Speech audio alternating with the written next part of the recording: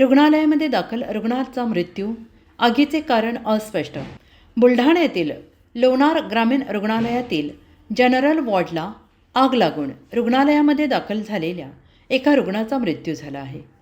पैठण येथील हरिभाऊ रोकडे असे मृत पावलेल्या रुग्णाचे नाव आहे. रात्रीच्या दरम्यान कर्तव्यावर असणाऱ्या कर्मचाऱ्यांना जनरल वॉर्डमधून धूर निघत असल्याचं दिसून आल्यावर कर्मचाऱ्यांनी तसेच लगेचच रुग्णालयात असलेल्या अग्निशामक यंत्राच्याद्वारे आग विझवण्याचा प्रयत्न केला. तोपर्यंत रुग्णाचा मृत्यू झाला असल्याचं डॉक्टरांनी सांगितलं. काल दुपारी ग्रामीण रुग्णालय लोणार येथे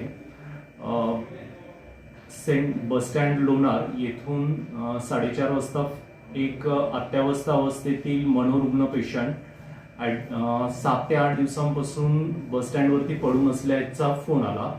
त्यानुसार 108 ॲम्ब्युलन्सने सदर पेशंटला घेऊन ग्रामीण रुग्णालय लोणार येथे त्याला प्रथम उपचारासाठी ॲडमिट करण्यात आले होते.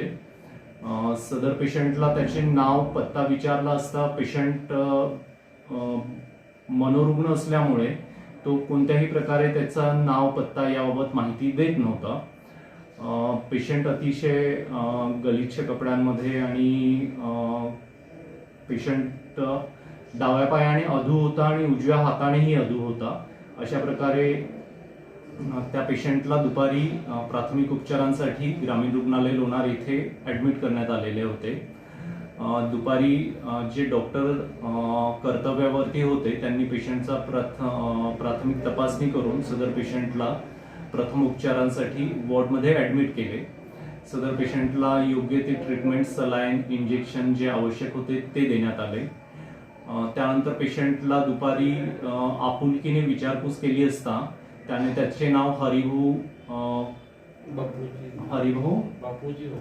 बापूजी रोकडे राहणार पैठण असे सांगितले.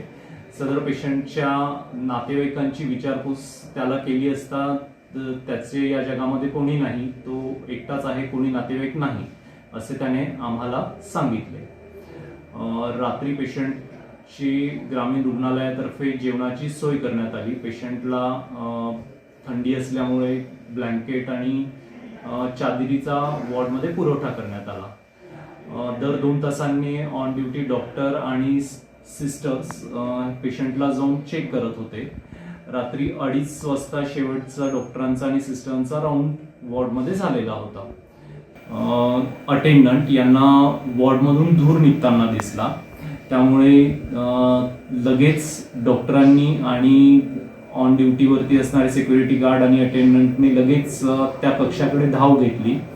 तर सदर पेशंट जळताना दिसून आला. आपल्या हॉस्पिटलमध्ये लागलेले फायर एक्सटिंग्विशर 3 ते 4 फायर एक्सटिंग्विशर प्रत्येकाने हातात घेऊन सदर रुग्णाला वाचवण्याचा आटोकाट प्रयत्न केला. पण पेशंट जळालेलं असल्यामुळे आणि ऑलरेडी त्याचं वय खूप जास्त असल्यामुळे सदर दुर्घटनेमध्ये त्याचा दुर्दैवी अंत झाला. त्यानंतर सदर घटना ही पोलिसांना इन्फॉर्म करून पेशंटचे पोस्ट